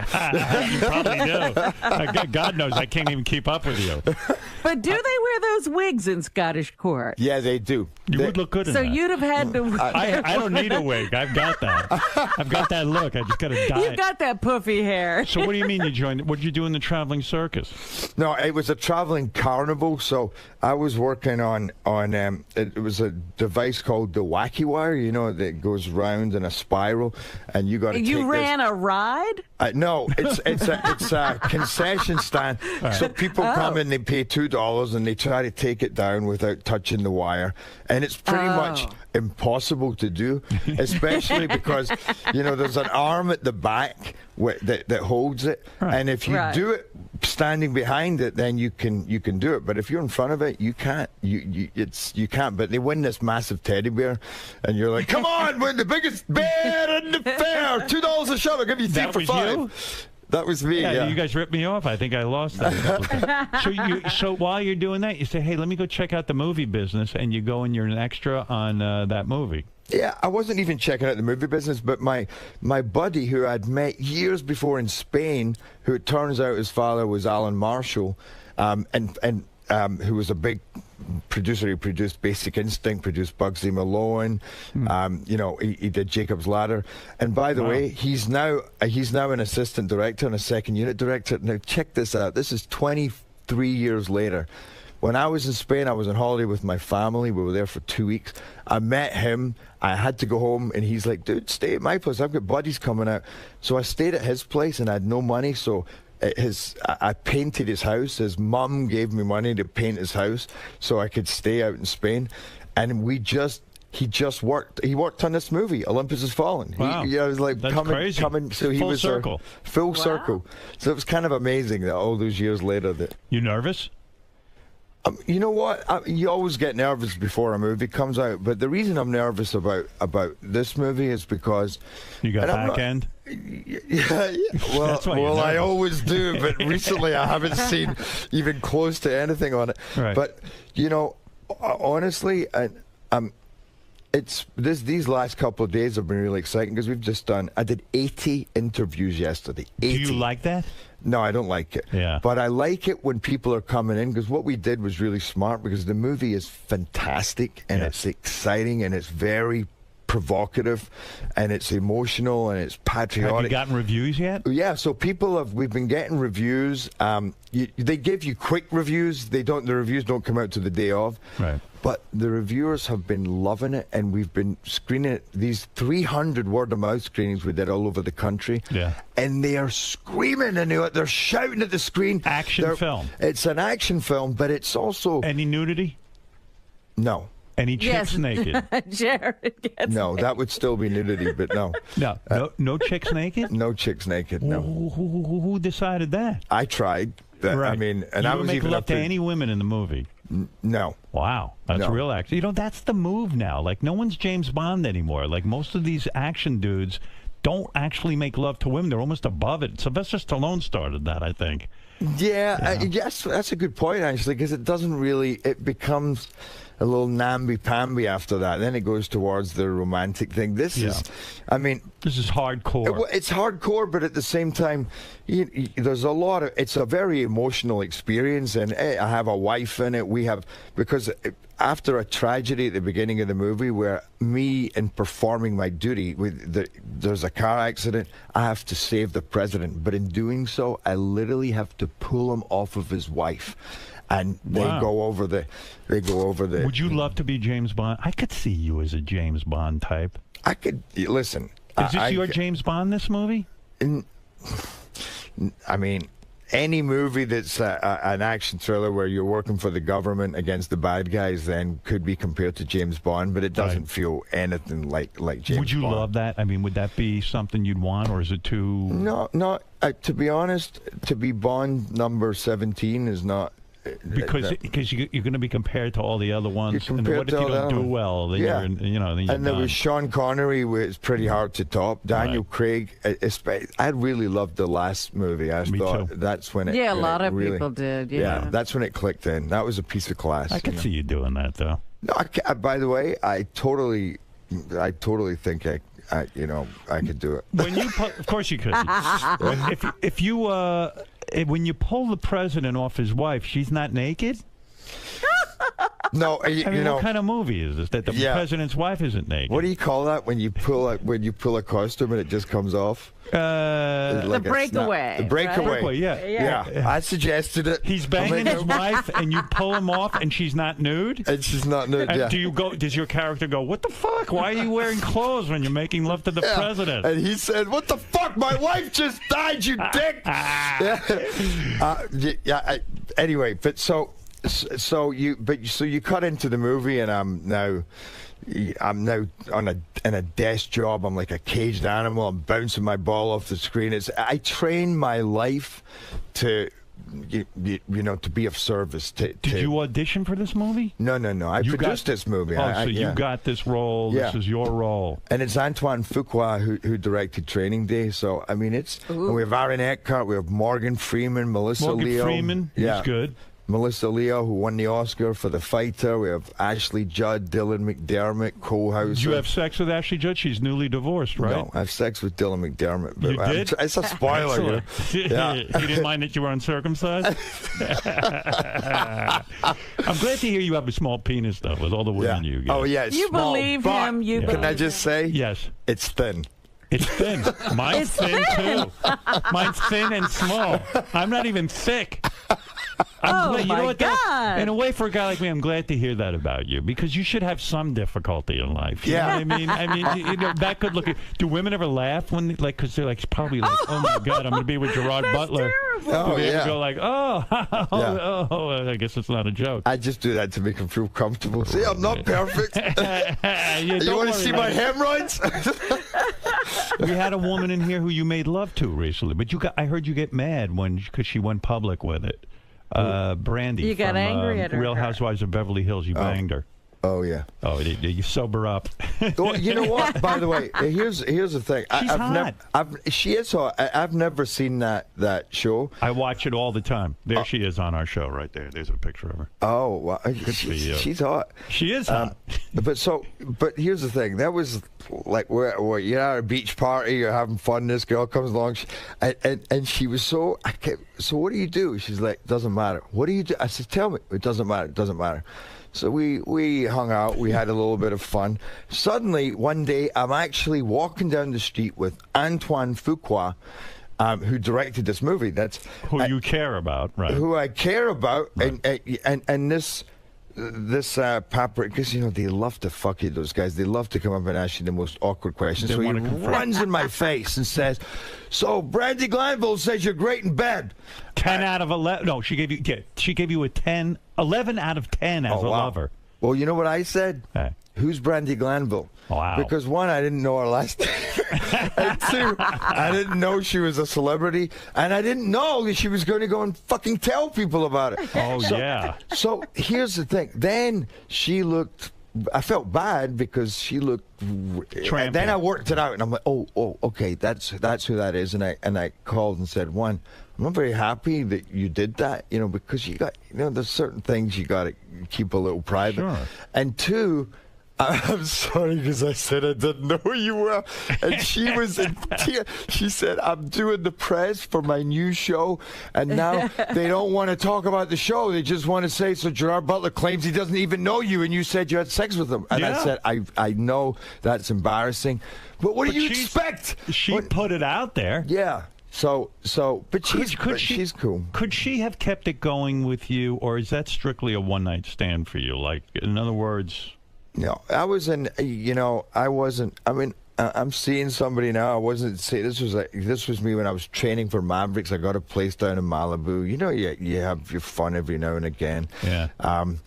And she's a sweetheart, by the way. She's a lovely girl. But no, it wasn't. It didn't really. It's a one-nighter.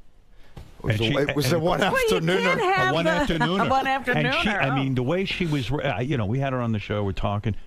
The way she's raving, 11 out of 10. Yeah, no, it was fun. Yeah, wow. I would imagine, because she is fucking wild.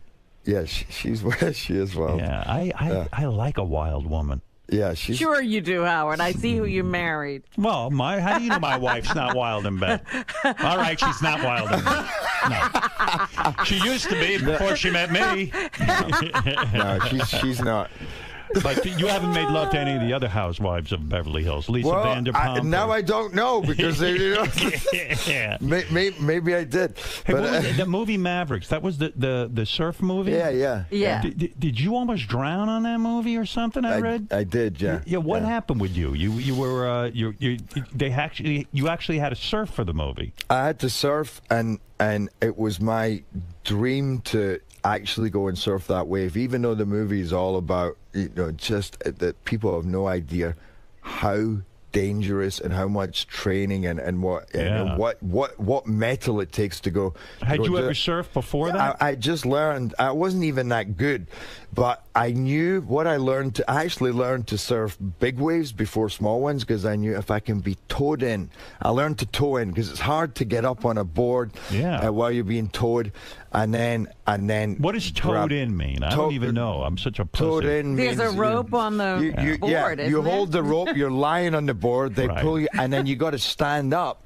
You got to get on the board while you're going, and then they've got to do it in perfect time so that you catch the wave as it builds. So in other words, they give you an assist because this is a high difficulty thing. They're hard to paddle into, and I thought if they can just get a few seconds of me on that big wave, I will be, and by the way, that cuts back to 300 because that, to me, when I went into Seattle and Horn, just to finish that, because I said, you will not regret you put me in this movie. I will kill myself for this. And then I set such a high bar. I thought, I want to be cut like I've never seen anybody cut. Yeah, and 300, you were fucking ripped. I was ripped, but right? You don't think you have the motivation to do that again? Well, I don't know. That'd be difficult. That would be difficult, yeah.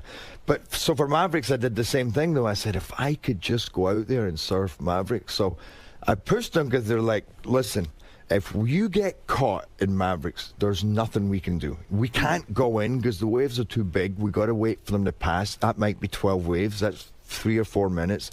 You're done.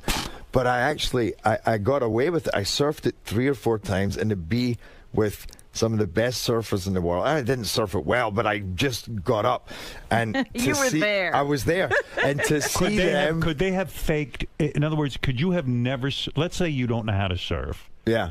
If they had, I was up for Mavericks. I was probably next to you, and I've never surfed in my life. In other words, that would be funny though. Why don't I make Mavericks except put me in it?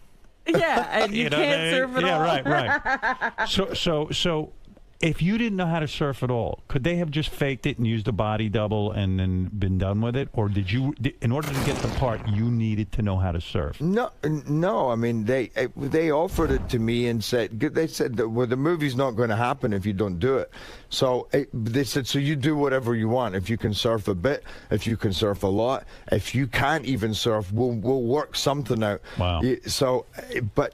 You know, the thing is, it's just the difference. It's the subtle difference. You want to do it. If you see you want to do it, and if you see the guy doing it, it's the same in a fight sequence. If you know it's him, if you have to do, quick cuts if it's a body double, and it's just not the same.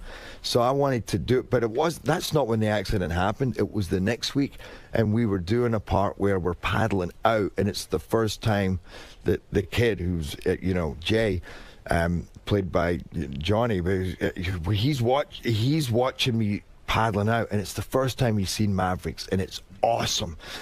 So we're paddling out, and these huge waves are coming in. You're trying to get over the top. We were in the worst position, and this wave we saw it half a mile away, and suddenly, even as I'm talking about it, you get those butterflies in your stomach. The guy goes, "Paddle, Jerry, paddle, paddle," and you start paddling, and you're paddling, and you're paddling about 70 yards to try and get out of the way of this wave, and it's getting bigger and it's getting bigger. It's the size of like a 3-story building, right? And then you realize you've taken a gamble, because now you're exhausted and the wave's going to hit you and you're going down. And I went down, and I just didn't seem to come back up. And I'm like, why am I? Because when I'm going to die. Well, because it's at the end of the wave, because we were so deep. There's so much gas in the water that literally, the white water is about 5 foot deep. You're not coming up. It pushes you down. You just don't rise above it. Plus, I'm spinning, and then I realize it's ripped my board off me, so I'm not being pulled up, and I'm out of breath. I'm literally, I'm going, this is horrible. And then the next wave comes. So I didn't even get up to the top. So then I knew. Did you think you were going to die? Then I started thinking either I was going to die, or that they would hopefully find me and revive me. Because the guy who filmed this, by the way, he's been revived 3 times. Oh, my God. And he's now in a wheelchair, because then he got the bends after shooting this. Oh, no. Yeah, he was down like 120 feet, and one of the other divers got into trouble, and he had to, in fact, what the guy. He's in a wheelchair for life? Well, it looks. You mean when you get the bends, you're in a wheelchair? Yeah, I mean, he was paralyzed completely for a month. Now he's got some movement back, but because he went so far down. Because he was so far down, and he had to come up too quickly because one of his colleagues got into trouble. So he was actually saving his colleague. This guy's amazing. I love this guy because, after I came out of the water, he filmed me, even though I'd almost drowned, and I'm like, my head was. I thought my head was going to. Did they use that in the film? No, they didn't use it in the film because it wasn't really. I'm supposed to be waste. I'm supposed to be a good surfer in the film, but and I didn't mind that he was doing it because I knew that's a guy he'd be quite happily in this position. Wow. So, but it didn't stop. When I finally came up, there was nobody there. Oh, this guy, Grant, was on a jet ski. And to see him, this guy's 6'5", he's invincible. To see him looking at me, he was terrified. Mm-hmm. And I knew I'm in trouble. And he couldn't get to me. I went down again. Wow. I came back up. Then there was nobody there. I went down again. And then when I came back up, they grabbed me. But when he was pulling me, the next wave was coming, and I'm now right at the rocks. And when these waves hit these rocks, they go 50 feet in the air. They smash it. So they had to get me out of the way. But the water's now going over my face because he's holding my hand, pulling me, and I knew if I let go, I'm dead. Oh, man. But I can't breathe still because the water's going over my head. So, and that was about a good 200 yards pulling me around the side. Imagine dying for that movie, it's so crazy. Like you die for a movie. That's what I started thinking is it went from, okay, this has become a story, amongst us. Then I'm thinking, oh, my God. this is now becoming a disaster. Like they're gonna, right? You know, and there are dudes that die on movies. Yeah. Look at what's his name? Who had his head chopped off with that helicopter blade. What the hell's that guy's name again? Vic Morrow. Vic Morrow. I mean, shit happens on these movies. They don't know. You know what? With these action films, they're asking you to do more and more crazy stuff. Yeah. You don't know what the hell's going to happen. You don't know. I mean, there was a movie not that long ago when I think about 12 stunt guys died in a helicopter that hit. You know, I'm talking about. cable. You got to be careful. Yeah, you got to be careful. I picked. Hey, never mind that. Tell me about your small penis again. No. So you mentioned you're going. First of all, the last time I saw you, right after you saw us, you went into rehab. I didn't know just after that? Yeah, just after. Right. You completely concealed I was that like, from he me. looked fine. No, I was fine until I came in here. Is that what did it? You went on drugs after you. What happened? I thought when I talked to you, you were sober. Are you a sober dude? I mean, I don't drink. I don't drink. You don't, yeah. And I don't really mess around with drugs like that. But it was talking about movies and injuries. I've been in a car crash in movies where I hurt my back. Then I was doing a fight sequence in 𝗏𝗏𝗏 with Ralph Fiennes when the same issue, it went out really, really badly. For back pain? 4 months, I felt like somebody was sticking a spear in my back. I made a whole movie feeling that every day. And there was nothing I could do. Every night I had they a put you on chiropractor. pain meds. So I started on pain meds. And, Oxy? No. What were you doing? Aspirin. Heroin. Heroin. That'll get rid of the back pain. He was doing aspirin. He got hooked on aspirin. What I were had you a doing? morphine drip right into my arm and a colostomy What the bag. hell were you doing? No, just Weed? No, just Vicodin. And to be honest, I wasn't even. Vicodin doesn't get me high though. No, I wasn't Well, you really don't getting take high, but it was just. 500. One night I was with some people and I took a couple of Vicodin and drank, which you're not supposed to do, and I still didn't get that good a buzz. Oh, that's by the way. I don't drink, but there was an amazing documentary on CNN about the amount of people who die by mixing alcohol with pain meds and other meds. Yeah, it's dangerous. It's thousands every year. They go to sleep, their heart stops. Right. But how were you taking the Vicodin? Cutting it up and snorting it. No, I'm joking. I was just taking it. No, just. How much were you doing? No, I mean, actually, not. By the way, by the time that I went into, I really wasn't doing that many. I went into it was like a pain program. It was the doctor there was amazing, and they use qigong, so he barely touches you. And they go by energy lines, and what also is they teach you this philosophy where you know that stress is related to pain. So you have genuine injuries, but the more stressed you are, the more pain you feel, the more and the more down you get caused by the pain, then the more pain. And so then you weren't like a real drug guy. You really had a problem with this pain med. No, and it was amazing. How long were you there? Like 20 days, 23 days. Were you there with some hardcore drug people though? I was surrounded by some crazy people. And were you like going, hey man, I'm not that. I'm just doing some Vicodin because I got a back problem. No, I'm in. By the way, honestly, the program that goes on in there, you got to stop. You look at your life. You sit listening to other people who talk about their life, and it is amazing. It's such a bonding experience. I wish the name wasn't rehab because it's actually a kind of a spiritual thing. You're with people from all different walks of life. Well, sometimes you get caught up in your life so much you don't reflect. You do, and I try not to, but I absolutely 100% do. Is the food good? I mean, yeah, it was it's kind of like summer camp. What you're Do telling they me. have special facilities, a good spa? But you know the crazy thing is you're not allowed to talk to women. Right. Like in between, you're not allowed to talk to women. It's so funny because all the women want to talk to me. Right. You know, and they're coming crowds. I'm surrounded, and then the staff tell me off, and I'm like, I can't believe I'm being told off. You know, Right. You know who I am? You're breaking all the rules. Yeah, I have a small penis, but it's thin.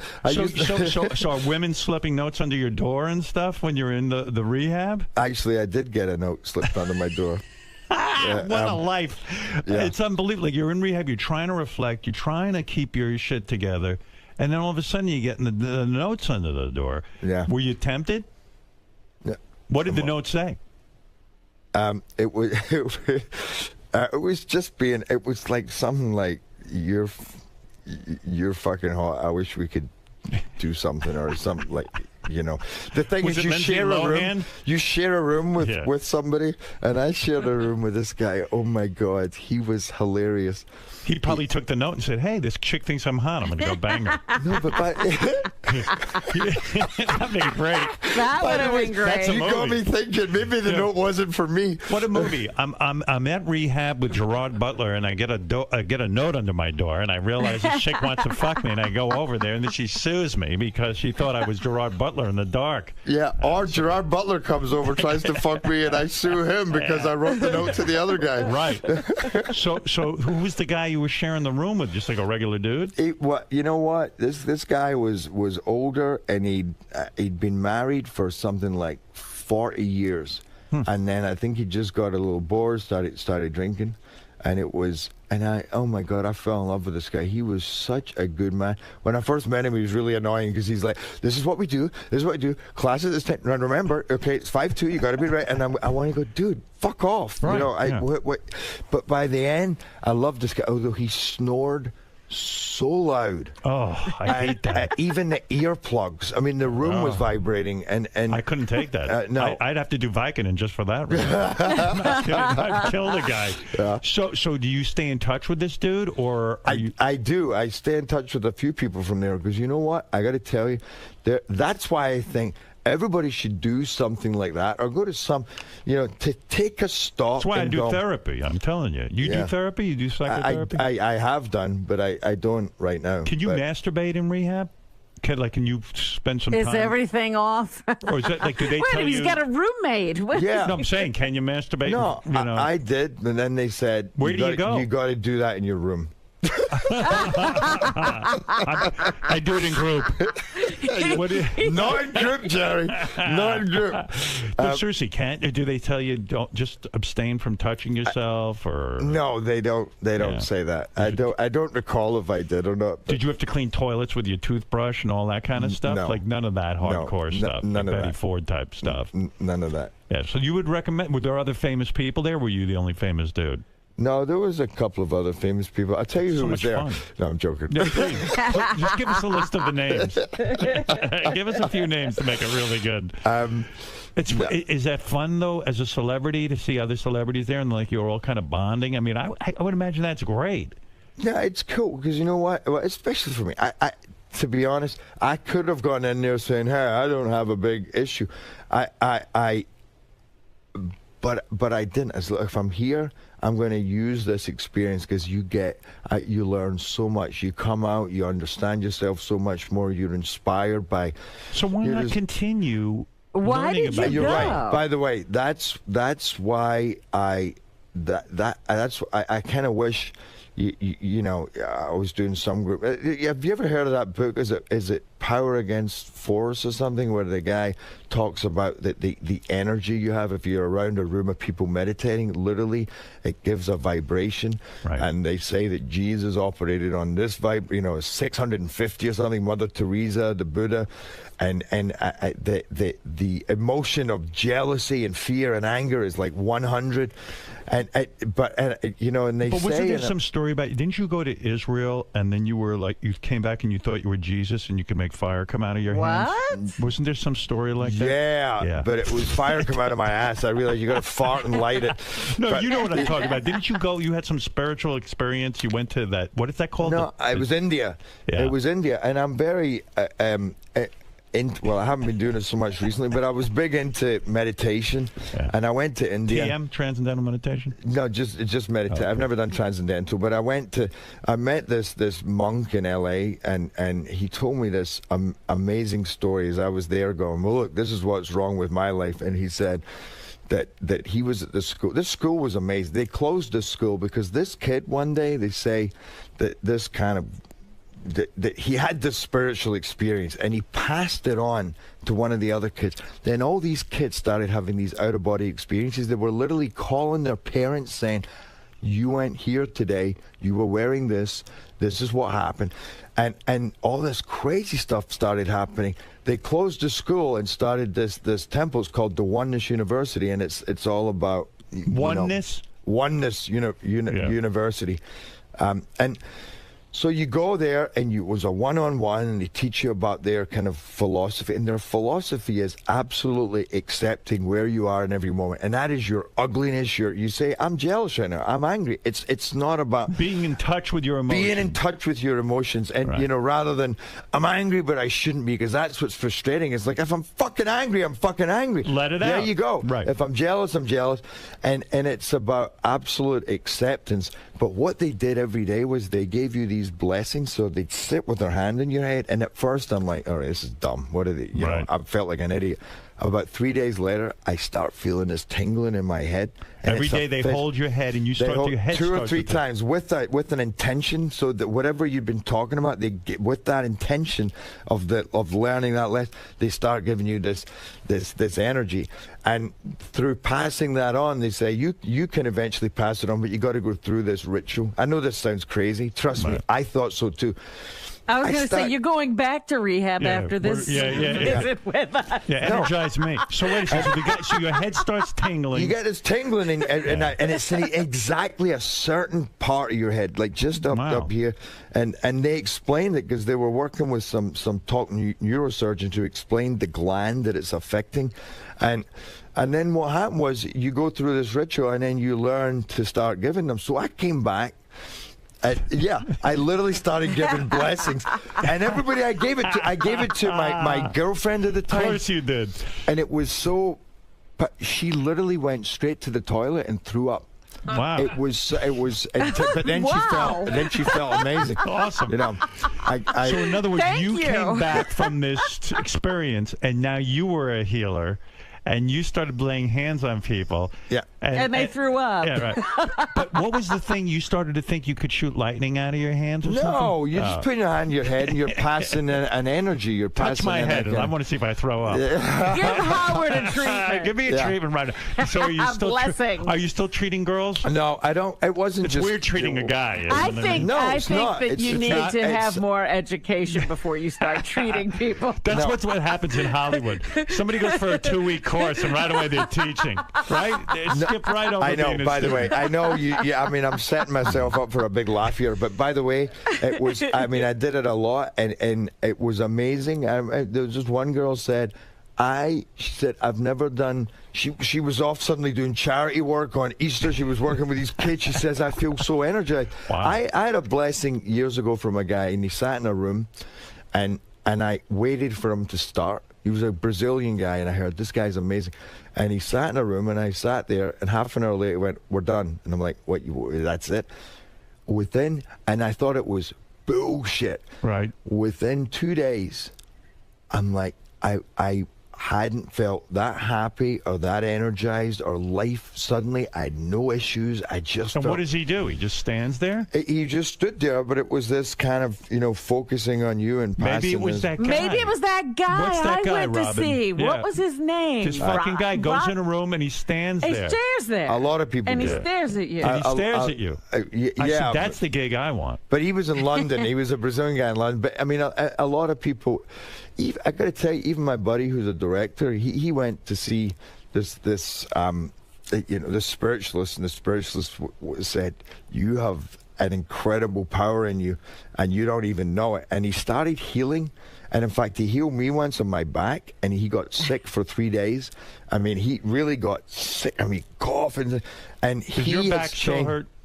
Sometimes it does. Right, I'm going to talk to you off the air, and we're going to get rid of that. He has a healer for you. Yeah, too. you don't need a healer. I get the real deal. Yeah, I'm going to talk to you. Yeah. You need help. I'm not kidding. Hey, so it's actually not as bad as it was. So I mean, it doesn't.